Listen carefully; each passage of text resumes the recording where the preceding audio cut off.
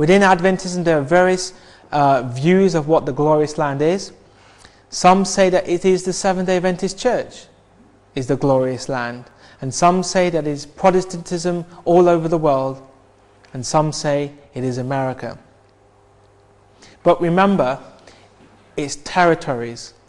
Pagan, papal, and revived papacy has to take 3 territories. The Seventh-day Adventist Church is not a territory. Neither is the Protestant world a territory. America is a territory. And there's only one power in this whole world that can make or break the papacy. It's not the Seventh-day Adventist Church. It is America. Also think about it. If the glorious land is the Seventh-day Adventist Church, we are basically saying then that the papacy infiltrates and overtakes the Seventh-day Adventist Church. And we know prophetically that cannot happen, because we are the remnant church. The remnant church cannot be overthrown or taken over, infiltrated and invaded by the papacy. There will always be a remnant. Also, if the glorious land is the Seventh-day Adventist Church, who are those that escape out of his hand? Edom, Moab, and the chief children of Ammon. Are these independent ministries?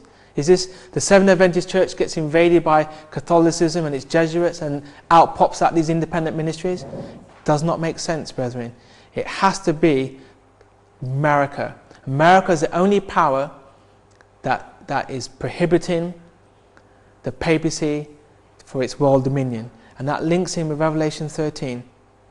When America is taken out by the papacy, then it will gain world dominion. And many shall be overthrown. What does that mean? There are 2 groups are seen: those that escape out of the papacy's hand, and those that join hands and are overthrown.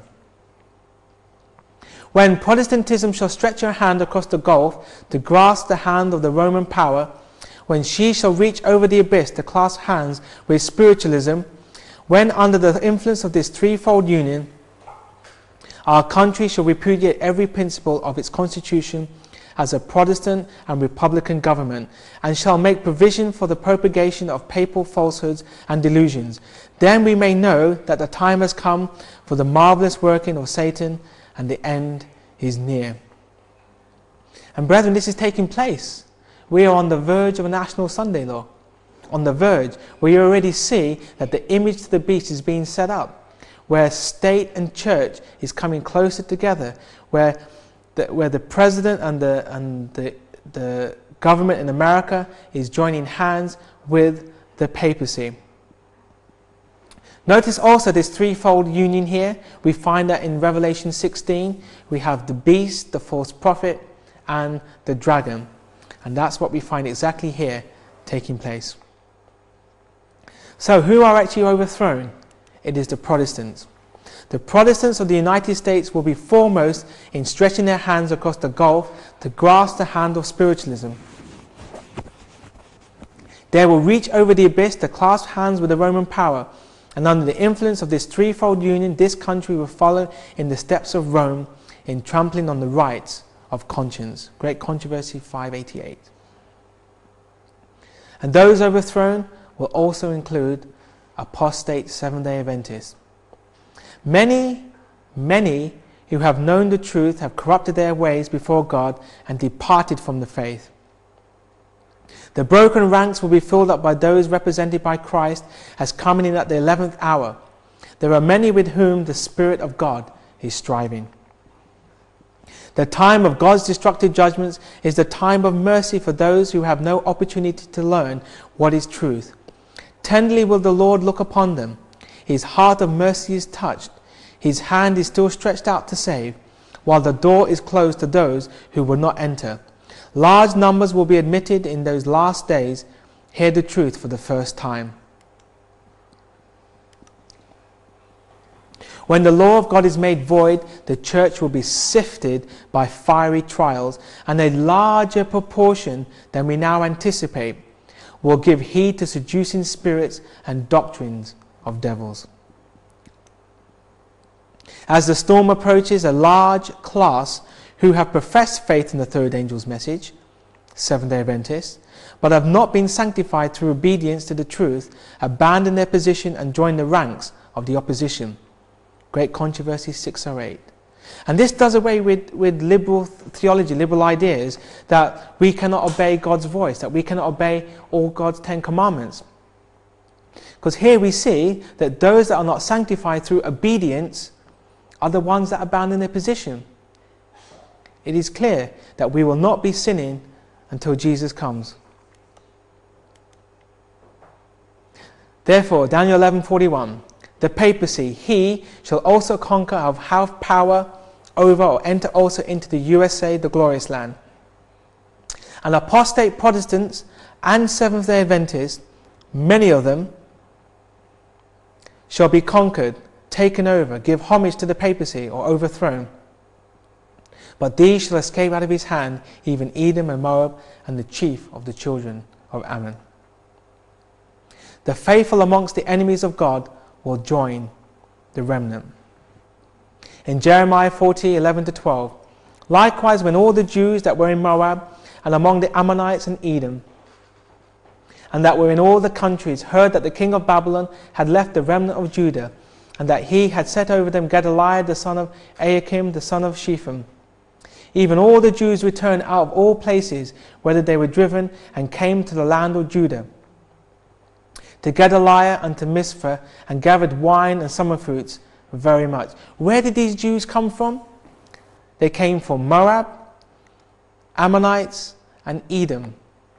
Now, what did these all have in common? Ammonites, Moabites, and Edom. What do they have in common? They are all related. They are all related to one another, and they are all related to the Jews.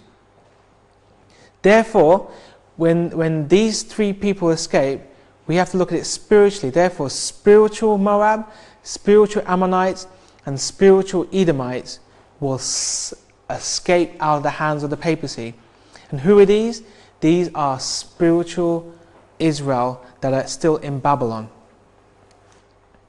God will rescue the faithful heathen.